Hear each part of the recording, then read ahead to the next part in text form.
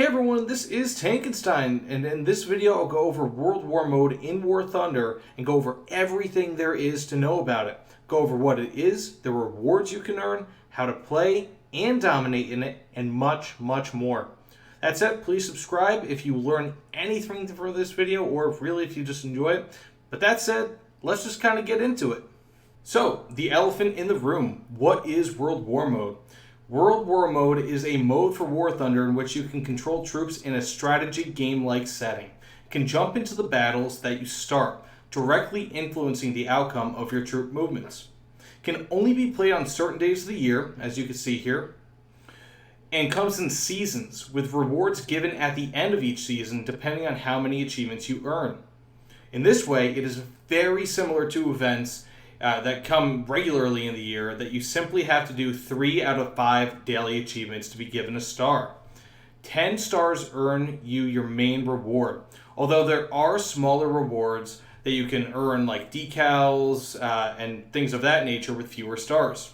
You do not have to give up your stars to earn these smaller rewards, but rather they all count towards future goals. Additionally, you can buy stars by going into your achievements tab or by clicking this button right over here, and then you can buy them for 999 golden eagles each, as you can see there. And as you can see, you need 10 World War stars, 10 World War stars, and you can achieve them like this. So, how to start World War Mode?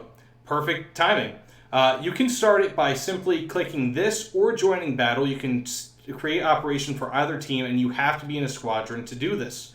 You can only be in a squadron in order to create an operation. And once you create the operation, you create it for your squadron. So let's just say, for example, I'll start on the Israeli side, and there I am. So I'm already in the queue, and it should put me into the match in just a moment.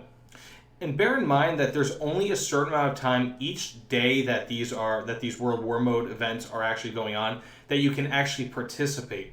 So this one, for example, is only around 6 hours, and you can jump into the queue at any time during that 6 hours. Typically, it takes around 2 hours to get an operation done, although it can be done quicker. 2 hours tends to be the time limit, however. And just because I don't have any of the achievements over here doesn't mean I haven't been playing. I just haven't been playing this season a ton. Really, over the past few days, I've probably committed around 5 to 10 hours in World War Mode, and I've grown quite fond of it. It's a real load of fun. But either way, let's just see exactly how you play World War Mode. So when you first get into World War Mode, you'll notice that's very similar to an old school strategy game, kind of like Hearts of Iron even, but much more simple. You know, it's much more simplified, I guess you could say, and obviously it's like War Thunder. So from here you can move your troops. You have a whole bunch of different troops. You have regular army troops, you have tanks, you have SPAA and artillery. Don't let this deceive you, because this is primarily going to be SPAA, even though it looks like artillery. And as you can see, you will see occasionally a defeat that comes up, or a victory, depending on where your forces were. Being that this was an aerial battle, it did not have strategic implications insofar as where my troops are concerned. However, if that were a ground force that had invaded, then I would lose that tile. So really, there's kind of a lot going on there. And in order to move your troops, so for example, if I wanted to take these troops right here and move them to this location, I just simply left click and then right click wherever I want to go, and they'll move there. Much the same with tanks, SPAA, planes, whatever.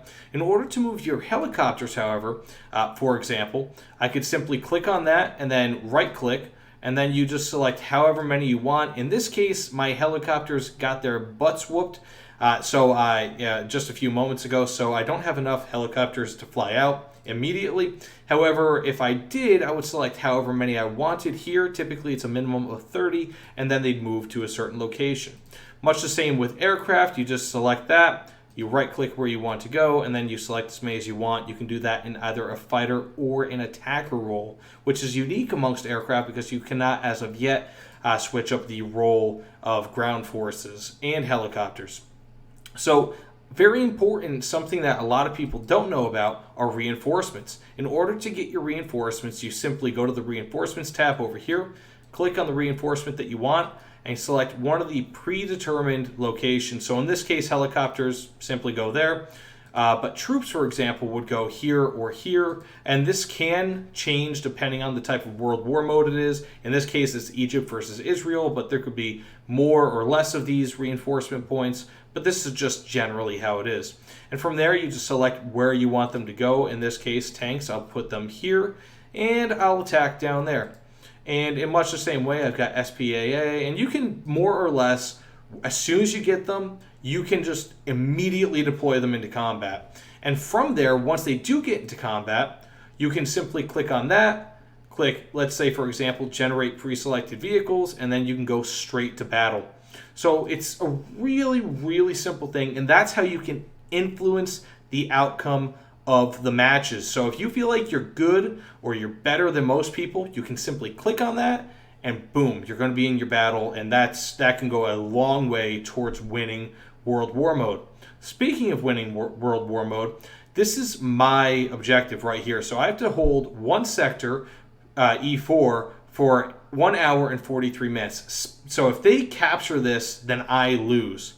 Or if I, for whatever reason, well, I mean, actually, I do have to hold that. So that's regardless. So this isn't so much an or as much as it is an and.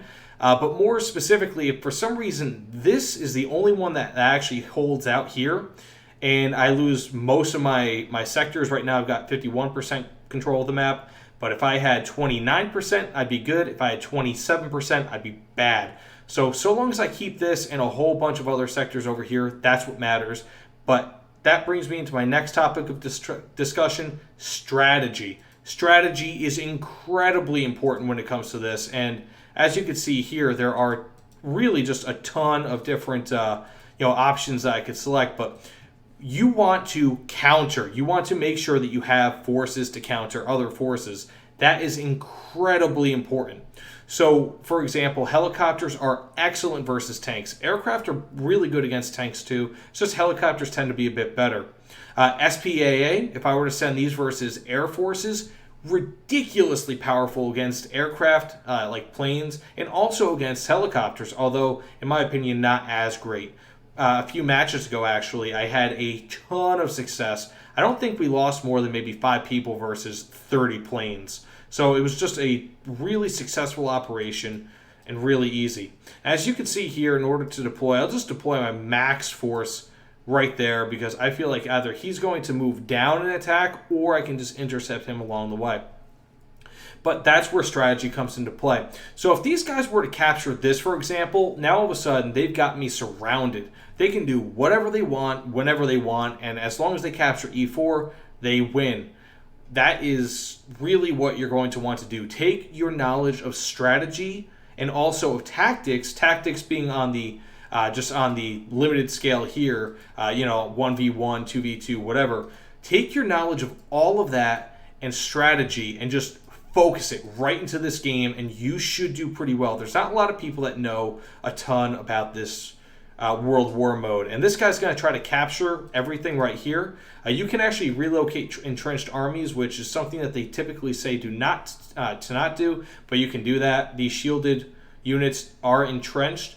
But just watch out for all that. Learn exactly where you can go. Yesterday, I had like 58% control after about an hour, but I still lost because I lost E4 and I was not aware that was my victory or my loss condition. So just be aware of everything going on, and you should be able to win. Also, the more units you put in a fight, the more likely you are, especially if they are good counter units. Additionally, as I said before, basically what you can do is you can click on it. As you can see here, I have a 47% win chance. And really just depending on where the battle is, that's kind of like when you can join. For example, I can join this one right now, and I really should. But additionally, as you win and lose matches, the map will change. And also, if you're in a match, and let's say if you have another battle going on elsewhere, it'll appear on the bottom left, so where your chat normally is, it will say that you won or lost in, like, let's say sector E5, you could win in sector A9, whatever the case may be, it'll tell you real time when you win and lose. So this is just a really cool feature, World War mode. You have a ton of options. At the end of it, if you guys are good enough, you can win matches. I accidentally spawned into this without any heat rounds, but whatever. Sable's still decent. But as you do well in this, as I said before, you can win awesome prizes, and that's really probably the main reason most people want to play World War mode. So just really bear that in mind, guys. I mean, this is an awesome thing to do. One of the great reasons to get into a squadron. If you want to learn how to get into a squadron, look at my video. I linked it below. It's my Squadrons Explained video. It's just, again, a ton of fun. Highly recommend doing World War mode, and it brings a fresh look on this game. Either way, tell me what you guys think. I hope I went over everything. If you have any questions about World War mode, leave them in the comments below. I want to answer everything you guys have. I'll do my best to do so. Either way, this is Tankenstein. Again, thanks so much, everyone, for watching, and I hope you guys, really not only enjoyed it, but you learned a lot from it. Again, thanks, guys. I'll see you all on the other side. Take care, everyone.